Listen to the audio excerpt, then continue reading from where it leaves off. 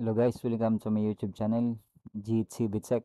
So, meron tayong panibagong video para sa mga Microtech enthusiasts na gustong mag-aral ng Microtech.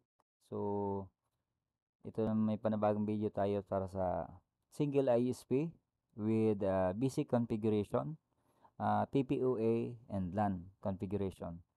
So, first po is kailangan natin itong i-rename po itong ating mga Etherport natin.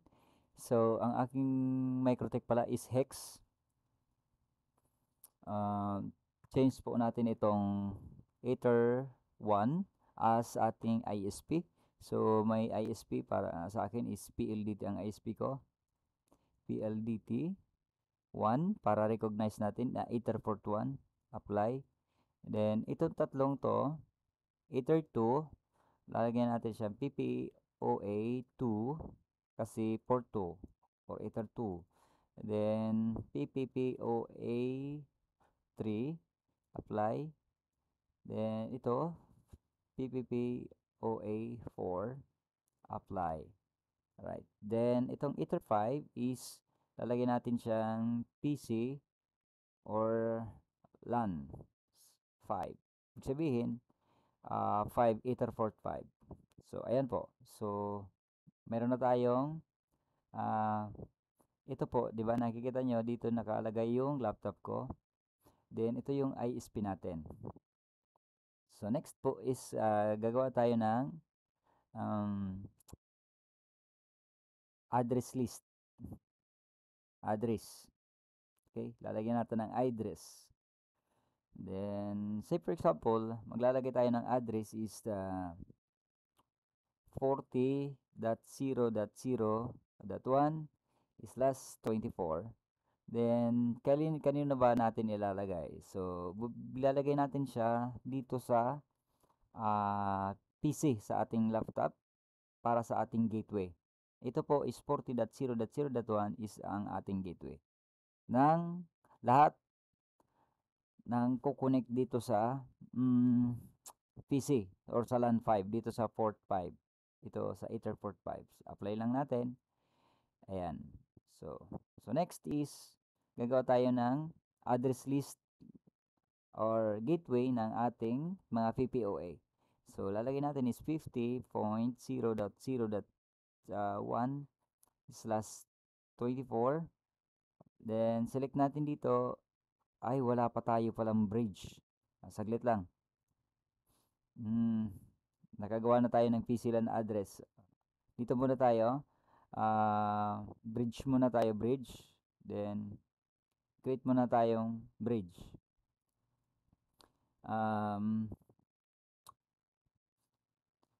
PPPoA bridge.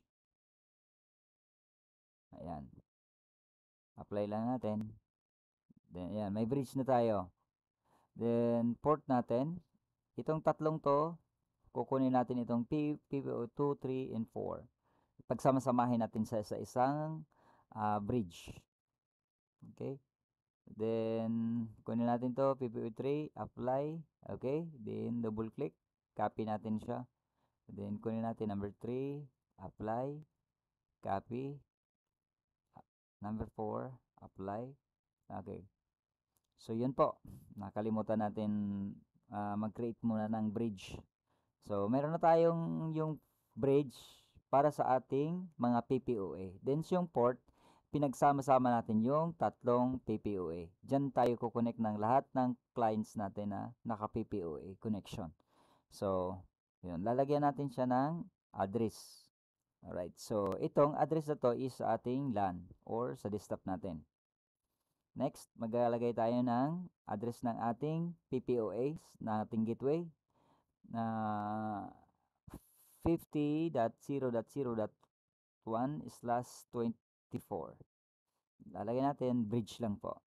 Right? Then apply. Okay. So, lalagyan natin ng dalawang IP address kasi kapag marami, lalagyan natin siya ng say for example, ang clients mo more than 200 sa PPOA, kailangan mong dagdagan siya. So, another is 60.0.0.1 slash 24, bridge pa rin tayo. Okay, kahit alin dyan sa dalawa, either 50 or 60, ang gateway niya, pasok pa rin siya sa uh, connection ng PPOA. So next po is pupunta na tayo dito sa IP client. Papasukin natin yung ating internet. So add lang tayo, then PLDT, interface natin is PLDT 1. Kung sa inyo, depende sa inyo kung ano. Dapat kailangan ang status natin is bound. Okay, nag-bound na po siya. I see, nag-bound. Try natin kung may nare-receive na tayo dito sa terminal. Then, ipiping lang natin. Ping 8.8.8.8. Ayan po, mayroon na tayong nare-receive na connection. Okay? So, ang next po natin yan is, punta tayo dito sa IP. Then, DNS. Lalagay tayo ng Google DNS 8.8.8.8. Then, another 8.8.8.8. Then, 8.8.4.4. Or, magdagdag tayo ng player. 1.1.1.1.1. Then, allow remote request natin. Then, apply. Okay. So, since mayroon na tayong DNS, punta na tayo dito sa IP ulit. Then, mag-create na tayo ng server. So, gagawa tayo ng connection para sa ating laptop or sa ating PC or sa ating desktop para magkaroon siya ng IP address.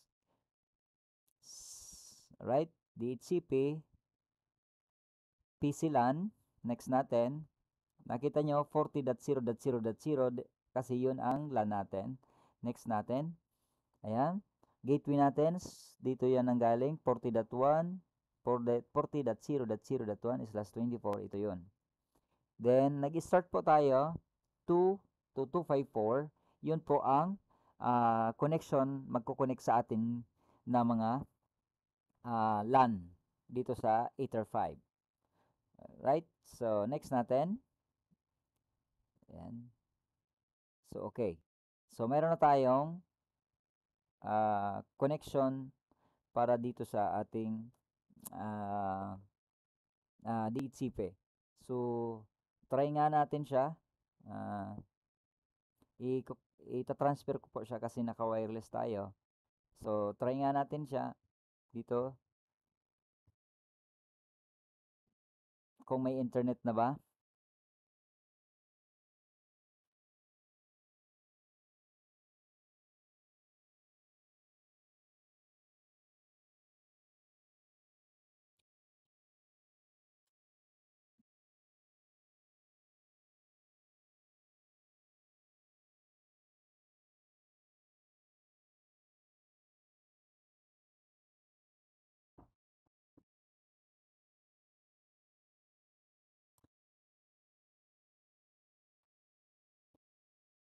Okay, naka-bound. Ano pang kulang natin? May IP. Disable nga natin siya para magbigay siya ng IP. Baka wala pa siyang IP. Easy, ano ba to? Wi-Fi.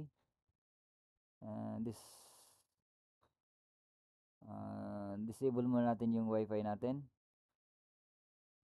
Dito muna tayo. Disable, enable para magbigay siya ng IP.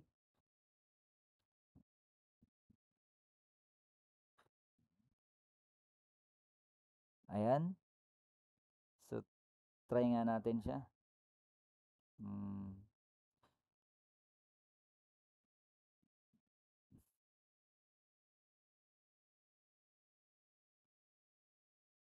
I see. Wala pa pala tayong I forgot.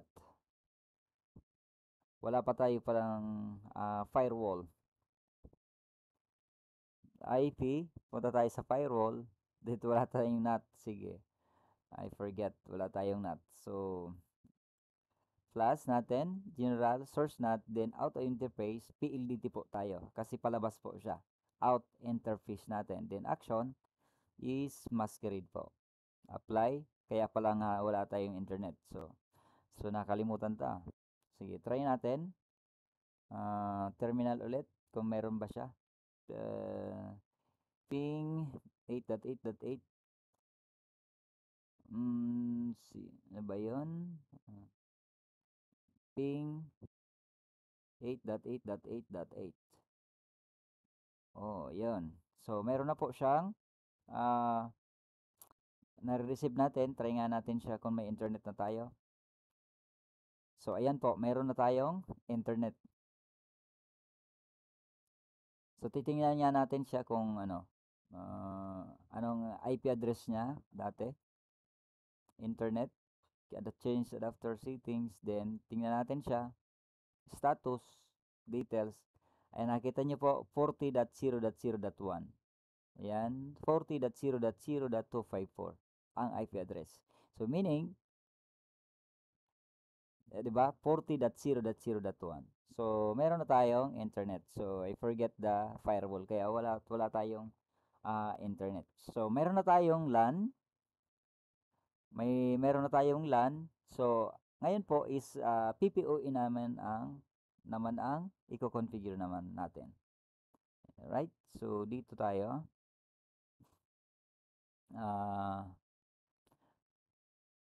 Gawa muna tayo ng sample queue para wala tayong problema. Wag muna. Dito muna tayo sa PP. Yan. Then, gawa muna tayo ng, hindi, mali. Gawa muna tayo ng full para magkaroon pa tayo ng address. Then,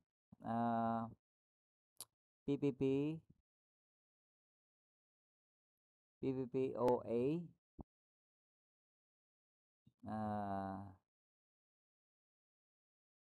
full. Ganyan. Then, ang full natin is, kukunin natin dito sa 50.0.0.2 kasi 2 ang mag-o-start tayo. Kasi yung 1 hindi pwede natin kunin kasi gateway yan. Then, 50.0.0.254. So, next natin is 60.0.0.0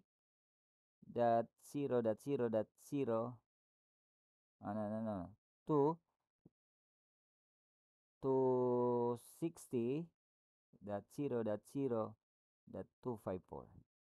Next poll natin, wala pa, is apply lang natin siya. Okay? So, try natin double click ulit. Yan, PPOE poll, apply. Okay. So, meron na tayong full para sa ating lahat ng clients na PPOA. See, for example, bakit dalawa? Kasi kung more than 200 ang connection mo, i-deploy mo, kailangan mo ng dalawang full. Either 50 or 60, papasok siyang IP address. Alright? So, ganun po ang set up. So, next po is, create na tayo ng clients natin para sa PPOA. So, lagay muna tayo dito ng queues. Lalagay natin dito is PPOA connect. Ganyan, connect. Then, lalagay natin dito yung gateway natin. 50. Then, 60. Yan. /24. Ano ba?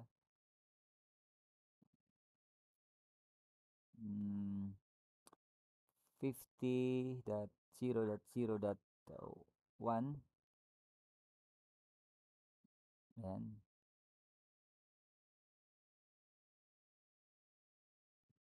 0/24. Yan. Then another tayo 60.0.0.0/24. So yan po, dalawa po. Dito sa maximum limit depende sa inyo kung babaguhin niyo yan. Sa akin full speed ng aking ISP ang lalagay dyan. Then, apply lang natin. Okay. Yun po. Lalagay show natin. Try nga natin dito. Lalagay natin upload. Then, download. Bakit ko chinecheck to? Para pa lalabas po dito yung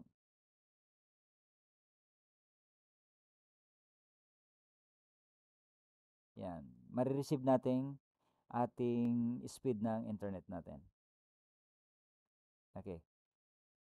So, PPO Connect, ito yung kukunika natin. Is parent queue natin yan. So, next is, punta tayo dito sa PPOA server natin. Magagawa tayo ng server. Then plus, gagawa tayo ng server, PPPOA server. Ayan. Then, saan ba tayo? Bridge po tayo ng PPOA natin. So, next natin, one host per one session per host. Apply. Okay, right. So, meron na tayong server. Ang next natin is profile. Gagawa tayo ng profile. General. Halimbawa, 10 Mbps. BPS. Then, sa local address natin,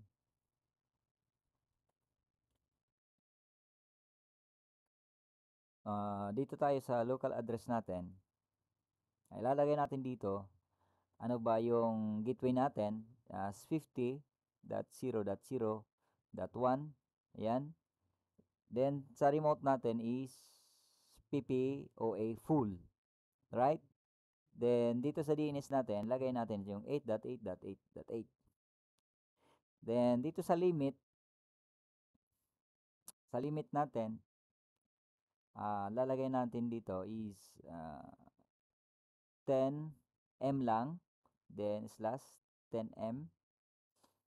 Then, sa parent queue, yung ginawa nating PPO Connect. Para dyan po siya kukonect. Dito po siya sa PPOA Connect. Then, apply. Okay. Since meron na tayong 10, kikreate pa tayo ng 5 Mbps.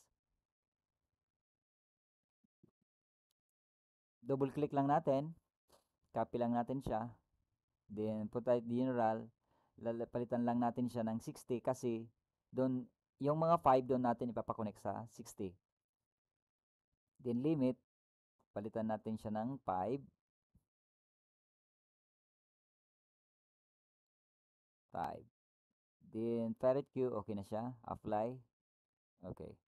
Alright. So, meron tayong dalawa. Mayroon tayong 5, meron tayong 10. I see. Hindi natin napalitan. 5 Mbps. Apply. Kaya pala hindi siya nagbago. So, meron tayong 50 ang addresses. Yung gateway natin, yung 5 Mbps nasa 60.1, yung 10 Mbps 50.1. Right? So, gagawa tayo ng secret. Secret. Add natin. Gagawa tayo ng secret. Lagyan natin ng test. Test. Then, password. Test ulit. Then, sa servers natin is PPOA. Then, sa profile natin, kukunin natin si test sa 10 Mbps. Right? Then, okay. Apply. Okay. Next, gagawa tayo ulit. Next is, ano kaya magandang pangalan? Say, for example, Jordan. Jordan. And then, password natin is Jordan ulit. Jordan. Sa service natin is PPOA. Then, sa profile natin is 5 Mbps. Right? Apply. Okay. So, si test, 10 Mbps. Si Jordan is 5 Mbps. So, nakuha. Okay. So, next is, i-connect na natin si PPOA para makita natin kung gumagana ba siya. Okay? So, click natin itong queues. Yan. Para dito natin. So, ito si Jordan, kukonek siya dito sa baba ni PPU Connect, and then si test dito rin. Makikita natin siya kung okay ba yan. So, next natin is, hugutin ko yung connection ko po, kasi nakakonect tayo dito sa PC. Yan o. Nakikita nyo? Speed test muna natin siya. Ayan, makikita natin. Ayan. Speed test na muna natin siya para makita nyo. Meron yan po ano, wala pa. Naka-internet pa tayo. Makukuha niya dapat yung full speed ko po dapat. Ayan. So, ibig sabihin, meron akong 19 or 18 Mbps na connection. Ito, nakikita nyo, receive ko is 18. Next is, ayan, ang upload. Ayan, 13, 11, 21 Mbps. Yan. Ito po, 20 Mbps. Ito. So, ibig sabihin, nare-receive natin yan. Ayan. Sa receive ko dito, ayan. Sa PC LAN. So, ibig sabihin, okay na po siya. May internet yan. So, next is, ililipat ko po ito si PC5 dito sa Etherport 4, PPOE 4. Makikita nyo, ito po, malilipat po ito dito sa 4. Okay, dyan. So, madi-disconnect po tayo Madi-disconnect po tayo. Yan.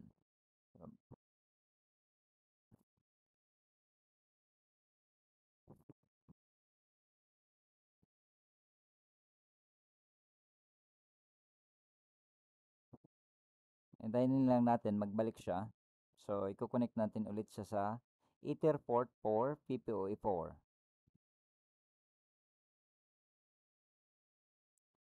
Kailangan natin siyang hintayin para makakonect po tayo. Wait lang natin. Ayan, hindi siya kumukunik kasi hindi na po kasi ang MAC address niya is 37. Panibago na po siya.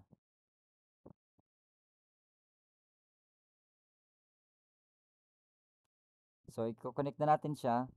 Try nga natin siyang i-connect.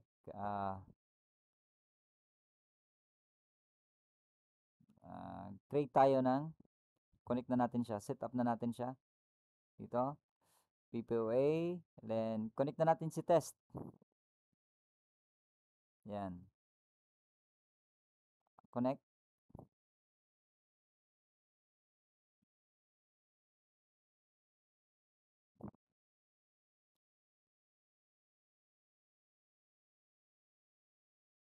So, ayan po. Connected na pa tayo kay test. So, kahit tingnan natin, may internet na po tayo. Tingnan natin. Si test is, ayan, 10 Mbps na si test. Di ba? Oh, sulit. Kuhang-kuha niya po si, yan po, depende po yan sa internet natin. So, next natin is, yan. Dapat naka 10 Mbps siya. Almost 10 Mbps.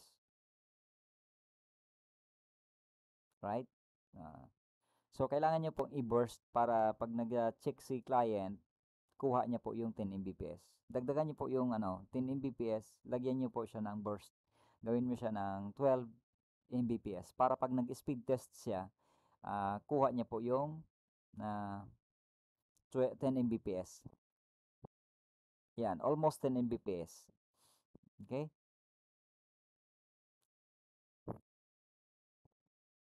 Yan. Then, dito tayo connect sa 36 kasi yan na po, di ba? Nakita nyo, 50.0.0.1. Connect natin. So, nakikita ba natin? Yan. Then, connect natin yung sample queue. Ayan. Taas natin to. Ayan. Ayan. So, nakikita natin ito. Ayan. Di ba? Sasabihin ko sa inyo. Nakakonect na si test ng 10 Mbps. Ayan po. 10 Mbps.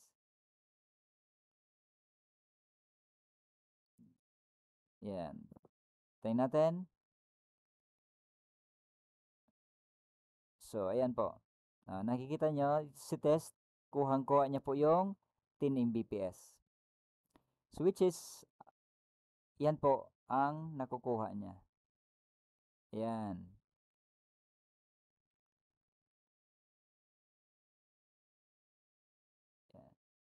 So, meaning si test po yan.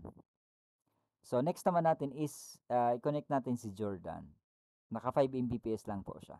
Right? So, balik tayo dito sa connect. Then, disconnect natin siya. Connect natin siya kay Jordan. Jordan. Yan. Then, Jordan. Okay natin? So, dapat pupunta siya dito. Yan. So, kukonect na siya. Naka 5 Mbps si Jordan. Uh, Speed test nga natin, dapat 5 Mbps siya. Di ba? So, almost 5 Mbps. 4.2 something. Yan. Ibig sabihin dito, pero dito sa download niya, kuhang-kuha niya. Tayo nyo, dito. Kuhang-kuha niya yung 5 Mbps. Yan.